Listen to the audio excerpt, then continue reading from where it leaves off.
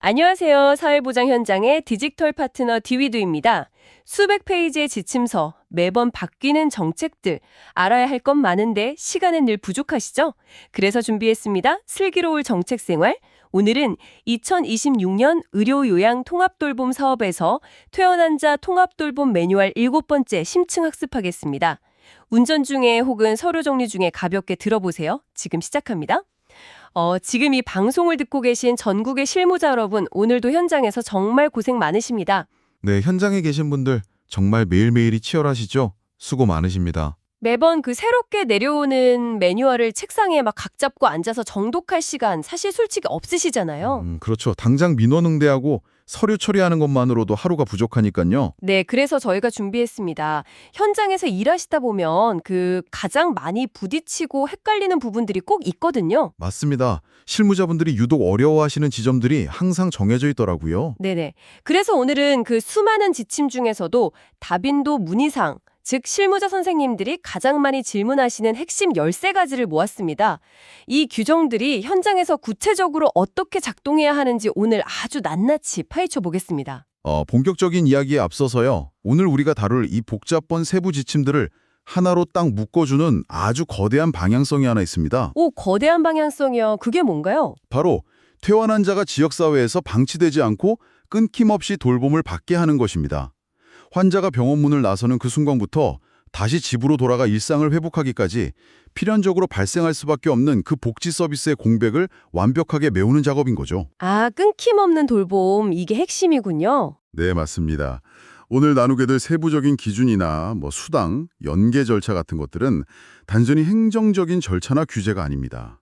바로 이 공백 없는 돌봄이라는 큰 그림을 완성하기 위한 아주 정교한 장치들인 거죠. 이 맥락을 염두에 두고 오늘 들으시면 왜 매뉴얼이 이렇게 복잡하게 설계되었는지 훨씬 입체적으로 이해하실 수 있을 겁니다. 네, 큰 그림을 잡고 가니까 훨씬 이해가 쉬울 것 같습니다. 그럼 현장의 가장 현실적인 고민부터 바로 들어가 보겠습니다. 네, 좋죠. 어떤 고민인가요? 한정된 예산과 인력으로 사업을 운영하다 보면 결국 도대체 누구를 우선적으로 지원해야 하는가 이런 장벽에 탁 부딪히거든요.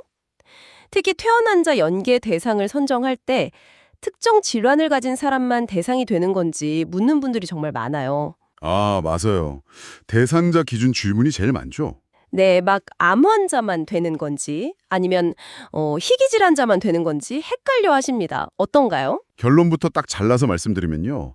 원칙적으로 질환에 따른 제한은 없습니다. 아, 제한이 없나요? 전혀요? 네, 전혀 없습니다. 지침에 명시된 기준은 특정 병명이 아니라 바로 환자의 상황입니다.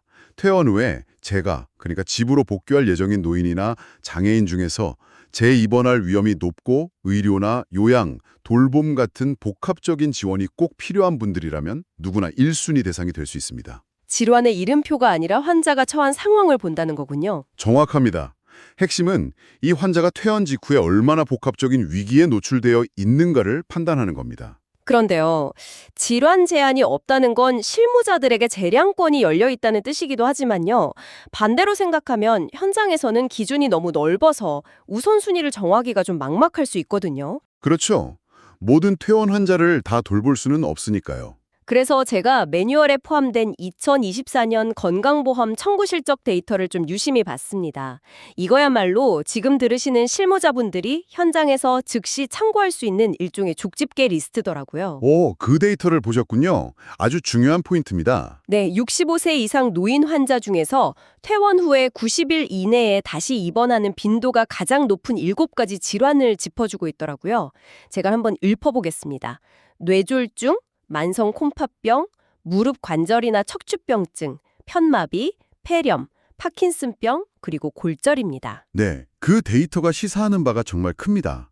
방금 언급하신 그 질환들의 공통점이 무엇인지 생각해보면 이 정책의 의도가 아주 명확해집니다. 공통점이요? 거동이 불편해진다는 걸까요? 맞습니다.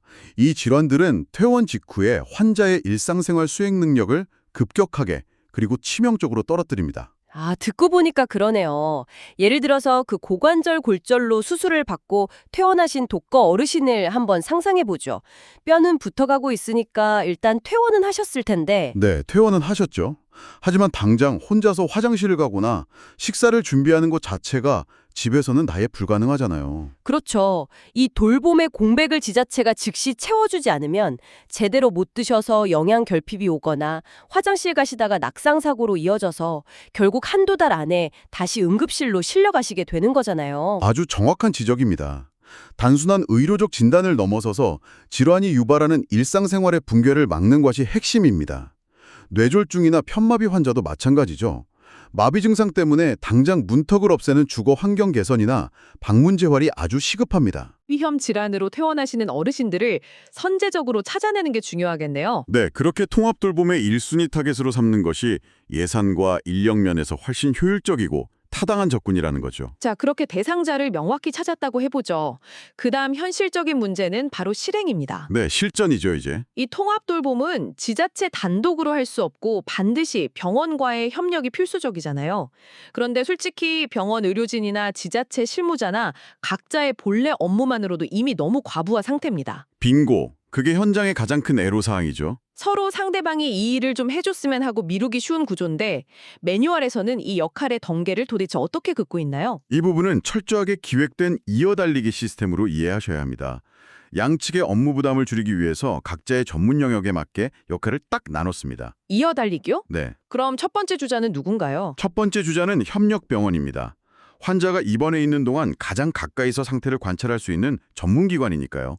그래서 병원은 초기 선별평가를 진행하고 통합 지원이 필요하다고 판단되면 환자에게 제도를 안내한 뒤 지자체로 연계 신청을 하는 데까지만, 딱 거기까지만 집중합니다. 아, 병원이 출발선에서 환자의 의료적, 사회적 상태를 파악해서 바통을 정확히 지자체로 넘겨주는 거군요. 네, 맞습니다. 그럼 그 바통화받은 지자체의 역할은 어디서부터 시작됩니까? 지자체, 즉 시군구 통합돌봄 전담 조직은 병원에서 넘어온 환자의 초기 데이터를 바탕으로 본격적인 행정력을 가동합니다. 정보 검토를 먼저 하겠네요? 그렇죠. 정보 검토 후에 통합지원회의를 열어서 개인별 맞춤형 지원 계획을 수립하고요.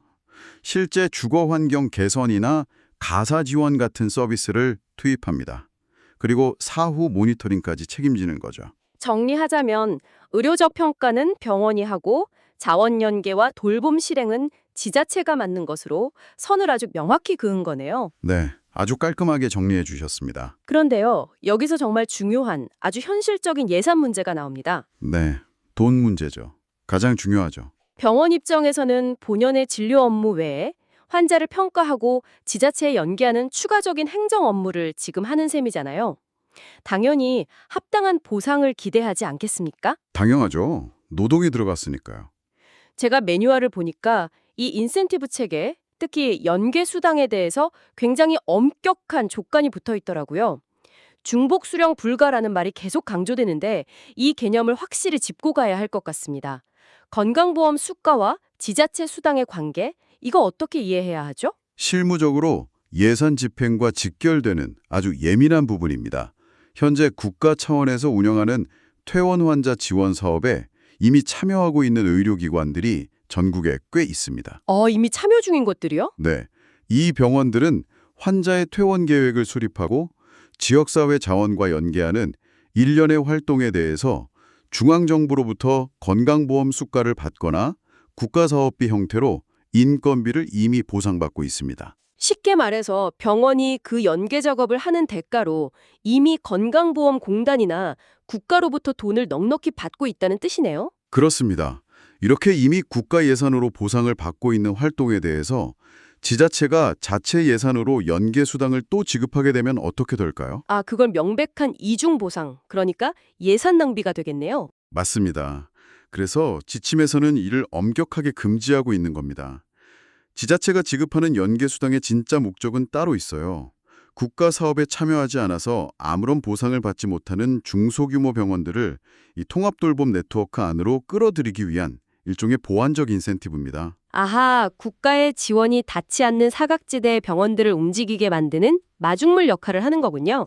정확합니다. 그렇다면 이 미참여 병원들이 지자체 연계 수당을 받으려면 대체 어떤 절차를 거쳐야 합니까? 설마 그냥 지자체에 전화 한 통 걸어서 여기 환자 퇴원할 환자 있습니다. 이렇게 하면 수당이 나오는 건 아닐 텐데요. 하하, 당연히 아니죠. 행정은 항상 근거 서류가 필요하니까요. 협력병원이 정해진 표준 서식에 맞춰서 환자의 상태를 꼼꼼히 평가하고 공식적인 연계 절차를 철저히 밟아서 지자체에 의뢰했을 때만 수당이 지급됩니다. 역시 서류와 절차가 중요하네요. 수당 금액은 다 똑같나요? 아닙니다. 이 수당 금액 자체도 전국적으로 통일된 것이 아니라요. 각 지자체와 해당 병원이 맺은 지역별 업무 협약, 즉 MOU의 세부 내용에 따라 다르게 책정될 수 있습니다. 아, MOU 내용에 따라 다르군요. 그런데요, 여기서 현장에 딜레마가 또 발생합니다. 어떤 딜레마일까요? 큰 종합병원이야 사회복지팀이 따로 있어서 표준 서식을 꼼꼼히 작성할 여력이 되겠지만요. 지방의 작은 병원들은 간호사 한 분이 퇴원 수속에 수납까지 다 하는 경우가 허다하거든요. 맞아요. 현실적으로 인력이 너무 부족하죠. 그럼 바쁜 병원에 대고 수당 받을 거면 이 복잡한 환자 평가서 다 써서 내세요 라고 하면요. 아예 그냥 연계 자체를 포기해버릴 가능성이 높습니다. 서류 작업 문턱 때문에 정말 돌봄이 필요한 환자가 누락되면 절대 안 되잖아요. 매뉴얼을 설계한 쪽에서도 바로 그 지점을 아주 깊이 고민했습니다.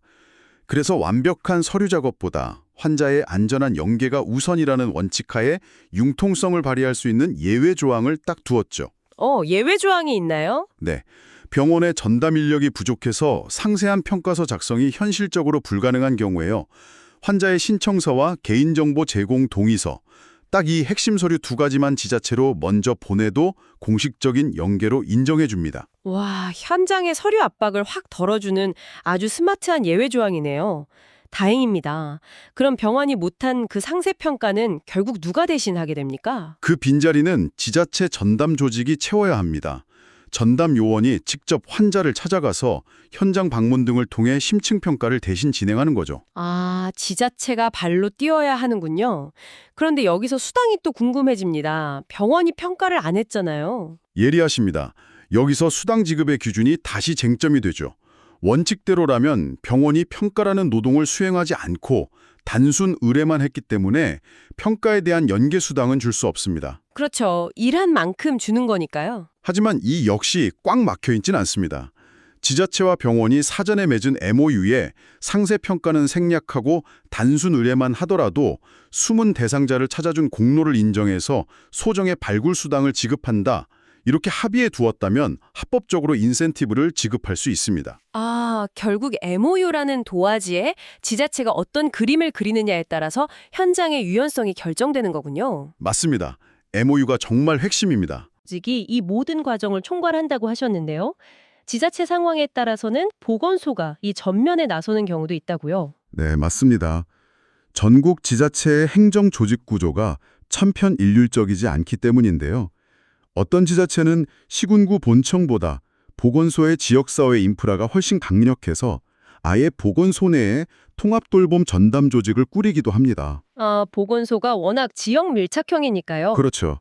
혹은 지자체 내부의 업무 조정 결과로 보건소가 퇴원 환자 관리를 맡기로 합의한 곳도 있습니다. 이런 특수한 행정 환경에서는 예외적으로 보건소가 직접 타 병원에서 의뢰된 퇴원 환자를 접수하고 개인별 지원 계획에 초기 밑그림을 그리는 핵심 역할을 수행하도록 지침이 허용하고 있습니다. 각 지역의 실정에 맞게 가장 효율적인 조직이 나설 수 있도록 길을 활짝 열어둔 거네요. 자, 이제 시선을 우리 동네 밖으로 한번 돌려보겠습니다. 네, 시야를 좀 넓혀볼까요? 사실 관내에 든든한 대학병원이 있는 대도시 실무자분들은 큰 고민이 없으실 텐데요. 의료 인프라가 열악한 중소도시나 군 단위 실무자분들이 직면하는 가장 큰 골칫거리가 있습니다. 바로 우리 지역 주민이 서울이나 인근 광역시의 큰 병원에 가서 수술을 받고 퇴원하는 이른바 관외 환자 문제입니다. 이 지점이 바로 이번 매뉴얼이 지향하는 가장 선진적인 철학을 보여주는 대목입니다. 철학이요? 어떤 철학이죠? 보건복지부는 환자의 돌봄과 회복에 있어서 행정구역의 경계가 장애물이 되어서는 안 된다고 천명한 것입니다. 아, 경계 없는 돌봄이군요. 네. 환자가 타 지역의 상급종합병원에서 중증질환을 치료받고 퇴원한다고 해도요. 본인이 살고 있는 원래 거주지의 지자체로 단절 없이 아주 매끄럽게 돌봄 서비스가 연계될 수 있도록 시스템을 아예 구축해 두었습니다. 물리적인 거리가 막 100km, 200km 떨어져 있어도 서류와 시스템은 하나로 쫙 연결된다는 거군요. 맞습니다. 예를 들어 볼게요.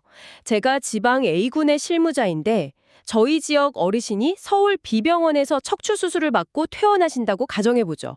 이 연계 절차는 구체적으로 어떻게 진행됩니까? 서울 비병원의 의료사회복지사나 연계 담당자가 퇴원 예정인 어르신의 평가표와 신청서 등 표준서식을 작성해서요.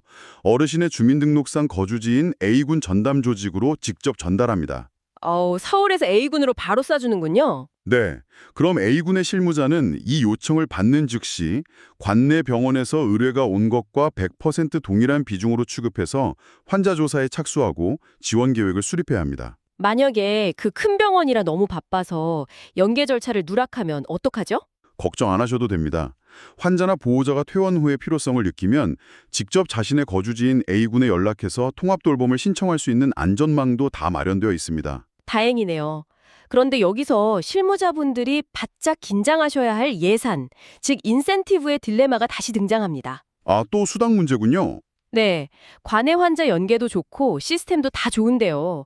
앞서 저희가 연계 수당을 지급하려면 반드시 MOU가 맺어져 있어야 한다고 강조했잖아요. 네, 분명히 강조했죠. 만약 A군과 서울 비병원 사이에 맺어둔 MOU가 아예 없다면 어떻게 됩니까?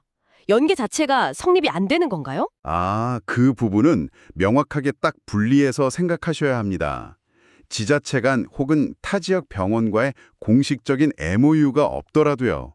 환자를 의뢰하고 지자체가 돌봄을 제공하는 연계 행위 자체는 100% 가능하며 반드시 수행해야 합니다.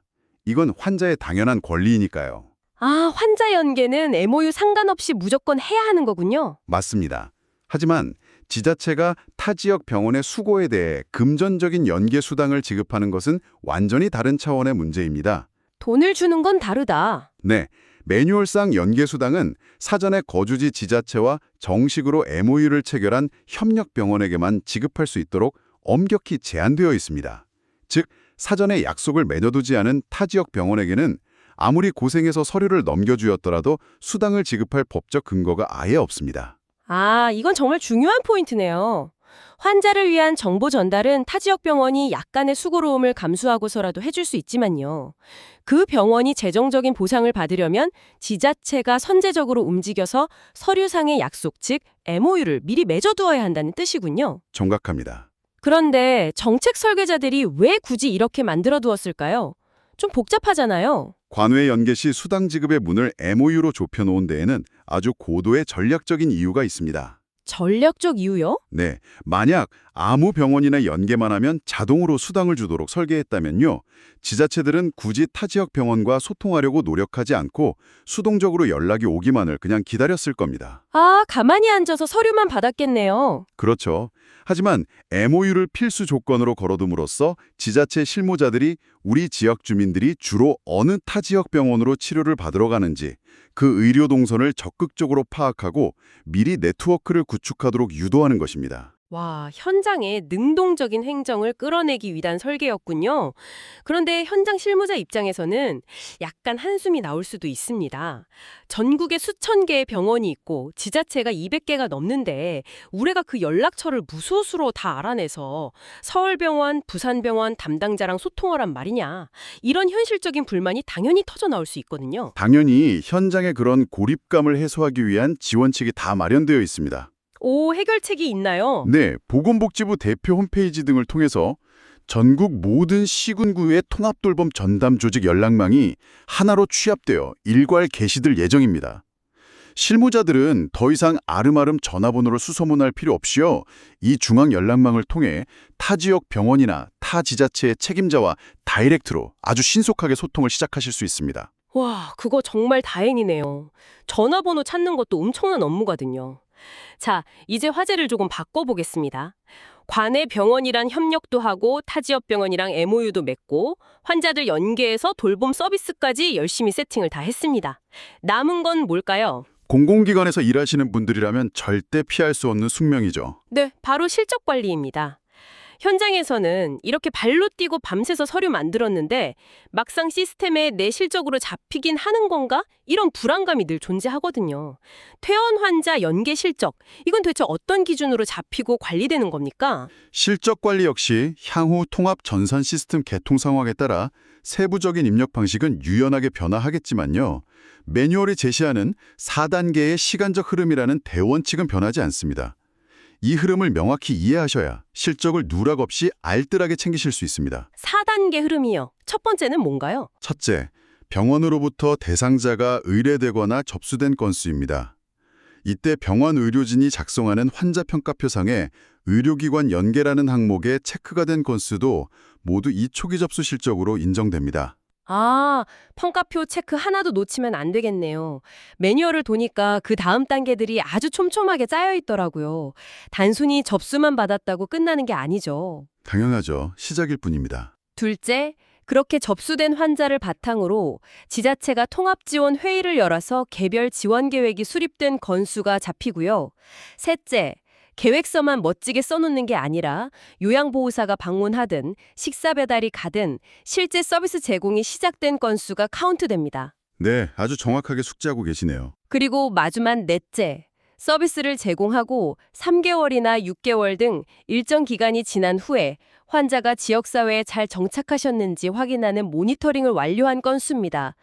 접수, 계획, 실행, 확인이라는 돌봄의 전체 라이프 사이클을 단계별 실적으로 증명하는 거네요. 완벽하게 파악하셨습니다. 그런데 여기서 실무자들이 데이터를 다룰 때 절대 혼동해서는 안 되는 매우 중요한 뉘앙스가 하나 있습니다. 조심해야 할 부분이요. 네, 앞서 병원의 인센티브를 설명할 때 국가사업과 지자체 사업을 엄격히 구분해야 이중보상을 막을 수 있다고 말씀드렸죠? 실적 관리도 똑같은 원리가 적용됩니다. 아, 실적 데이터가 서로 섞이면 안 된다는 뜻이군요. 맞습니다. 건강보험 수가를 받는 국가 퇴원 환자 지원 사업을 통해 연계된 실적하고요. 지자체가 자체 예산과 MOU를 통해 끌어들인 지자체 자체 통합돌봄 사업 연계 실적은 시스템상에서 완전히 별개의 항목으로 분리해서 관리해야 합니다. 분리하지 않으면 어떻게 되는데요? 이 두 가지가 하나로 막 뭉뚱그려지면요. 나중에 연말에 예산 대비 정책 효과를 분석하거나 내년도 사업 규모를 예측할 때 통계가 심각하게 왜곡되는 대참사가 발생할 수 있습니다. 와, 실적의 출처를 명확히 꼬리표 달아두는 것 잊지 마시기 바랍니다. 자, 이제 오늘 신층 학습을 마무리하면서요. 현장 실무자분들의 시간을 확 아껴드릴 진짜 꿀팁 하나를 방출하겠습니다. 오, 꿀팁 기대되네요. 업무를 보시다 보면 급하게 우리 동네 혹은 환자가 입원해 있는 타 지역의 요양병원 퇴원 환자 지원 제도에 참여하는 기관이 도대체 어디 있지? 하고 찾아야 할 때가 무조건 생깁니다. 그때마다 복지부에 일일이 전화할 수도 없고 답답하시죠? 이럴 때 아주 직관적이고 빠르게 찾는 숨겨진 지름길이 하나 있습니다. 네, 현장에 많은 분이 아직 잘 모르시지만요. 우리가 흔히 쓰는 국민건강보험공단 홈페이지나 모바일 앱 속에 그 해답이 아주 잘 정리되어 있습니다. 맞습니다. 지금 운전 중이 아니시라면 주머니에 있는 스마트폰에 딱 꺼내서 더 건강보험 앱을 한번 켜보셔도 좋습니다. 제가 메뉴 경로를 읊어드릴 테니 잘 기억해 두세요. 천천히 알려주시죠. 앱 메인 화면에서 건강모아라는 메뉴를 누르십니다. 그 다음 검진기관 병원 찾기로 들어가서 병원 찾기 탭을 누르세요. 거기서 특성병원 탭을 선택하신 다음에 요양병원 괄호 열고 퇴원 환자 지원 참여라는 아주 긴 이름의 항목을 콕 찍어서 지역 설정 후 검색하시면 됩니다. 네, 따라가기 쉽네요. 그러면 우리 관내는 물론이고 타 지역에 있는 국가 지원 사업 참여 요양병원 리스트가 지도와 함께 쫙 펼쳐집니다. 사무실에서 PC로 건강보험공단 홈페이지에 접속하셔도 경로는 거의 똑같으니까 즐겨찾기 딱 해두시면 급할 때 정말 유용하게 쓰실 수 있을 겁니다. 자, 오늘 이 복잡한 지침서의 행간을 짚어가며 이야기를 나누었는데요. 이 대목에서 오늘 방송을 들으시는 전국의 실무자 여러분께 아주 도발적이고도 중요한 질문을 하나 던지며 마무리하고 싶습니다. 어떤 질문일지 궁금해지네요. 오늘 우리가 함께 살펴본 정책의 방향성은 행정구역이라는 낡은 선을 지우고 타지역 병원과의 연계 길을 활짝 열어두었습니다. 하지만 그 길 위에서 실질적인 동력을 만들어내는 수당 지급이라는 엔진은 결국 지자체와 병원 간의 MOU라는 끈으로 단단하게 묶여있죠. 그렇다면 여러분, 지금 여러분이 담당하고 있는 그 지역의 주민들이 큰 수술을 받거나 중증 질환으로 입원해야 할 때 관내를 벗어나 가장 빈번하게 찾아가는 타 지역의 거점 종합병원이 정확히 어디인지 머릿속에 지도가 그려지시나요? 단순히 책상에 앉아 병원에서 연계 서류가 날아오기만을 기다리는 수동적인 행정을 넘어설 때입니다. 먼저 다가가야 한다는 말씀이시죠? 네, 지자체가 먼저 그 타 지역 병원들의 문을 두드리고 선제적으로 손을 내밀어 협력 네트워크를 맺는 것, 그 치열한 고민과 실행만이 서류상의 차가운 돌봄 지침을 넘어서서 우리 지역 어르신들이 퇴원 후 홀로 방치되지 않도록 지켜주는 진짜 촘촘한 지역사회 보호망을 완성하는 가장 핵심적인 열쇠가 아닐까요? 오늘 이 방송이 끝나고 다시 일터로 돌아가시면 우리 동네 주민들의 진짜 의료 동선이 어디를 향해 흐르고 있는지 한 번쯤 깊게 고민해 보시기를 강력히 권해드립니다. 지금까지 오늘 정책의 핵심 포인트들을 짚어봤습니다. 업무에 작은 도움이 되셨나요? 복잡한 정책을 이해하는 것만큼 중요한 건 그것을 우리 지역만의 특색에 맞춰 현장에서 구현하는 것입니다. 엑셀과 종이 뭉치 대신 우리 지역 맞춤형 디지털 시스템이 필요하다면 언제든 듀이드를 찾아주세요. 행정은 레거시 시스템이, 현장 돌봄의 완성은 듀이드가 함께합니다. 더 자세한 내용과 실무 팁은 듀이드 홈페이지에서 확인하실 수 있습니다. 구독과 좋아요로 내일의 복지 행정을 더 가볍게 만드세요. 보다 촘촘한 사회 안전망을 위한 디지털 파트너 듀이드였습니다. 감사합니다.